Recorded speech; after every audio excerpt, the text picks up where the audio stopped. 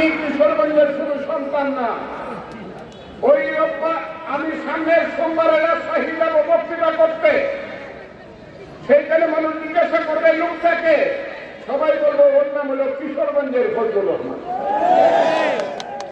আমি রাজনীতি ময়দানে বক্তৃতা করি, চট্টগ্রাম মাদ্রাসা ময়দানে বক্তৃতা করি, ঢাকার মানিকগঞ্জে এগুলিতে বক্তৃতা করি, আমি খুলনার হাদিস পার্কে বক্তৃতা করি, আমি রাজশাহীর মোহন পার্কে বক্তৃতা করি।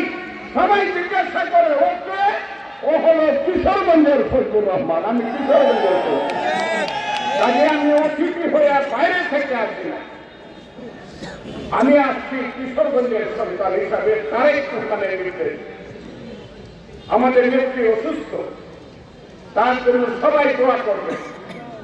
আল্লাহ রহমতে উনি সুস্থ হয়ে আসছে, বাংলাদেশের 50% সমস্যার সমাধান এমনি হয়ে যাবে।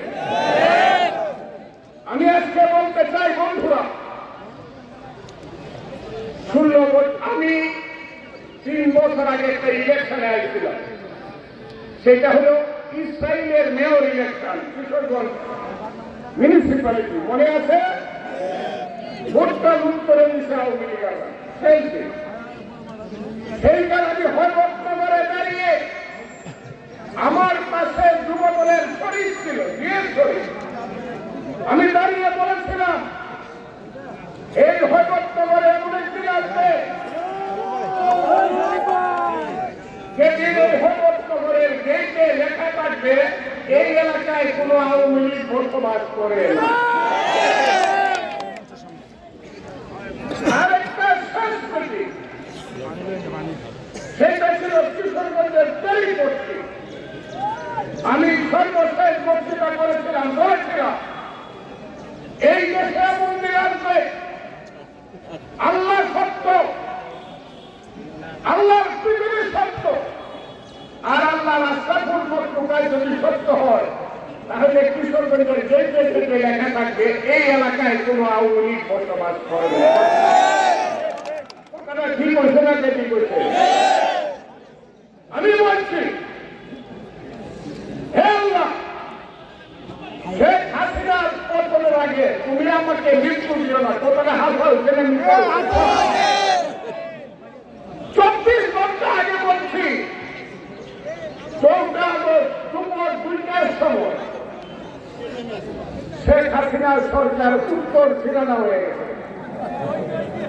আগামীকাল চলে যাবে, 24 ঘন্টার মধ্যে চলে যাবে। 24 ঘন্টার মধ্যে 5 ঘন্টা মানুষের খেয়েছি, আমরা খেয়েছি, আর 2 ঘন্টা আমাদের সেই অতাইতু মান্তা সাউ অতা গিল্লু মান্তা সাউ বেয়াতিকাল খায় ইন্নাকা আলা কুল্লে সাইন করে। আল্লাহ করছে হারাইনের দিন যারা আমি একটা কিস্তি, সেই শেখ হাসিনাকে বলে দেওয়া হলো 45 minute, 45 minute, either you fly or you die, হয় উড়ো না হয় মরো। হাসিনা কি করলো?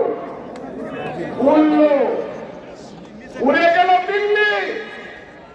ও মনে করতেছ দিল্লির থেকে বৈজন্তীমালা তেল নিয়ে আসবেন না, 10 বছরে আওয়ামী লীগের লেখা যাবে না বাংলাদেশে। আমি বলে খুব সোজা কথা। সে ছাড়া আপনি 14 সালে মানুষকে ভোট দিতে দেন নাই, 153টা পার্লামেন্ট সিট বিনা ভোটে নির্বাচিত করেছেন। মনে রাখছেন 2018 সালে ব্লাফ দিয়ে আমাদেরকে ইলেকশনে নিয়েছিলেন, নিয়ে আপনি ফিরে ভোট রাইতে করছেন, নিশি রাইতের এমপি বানাইছেন। 18 সালে মানুষকে আপনি বঞ্চিত করছেন ভোট থেকে। আর 7ই জানুয়ারি 24 সাল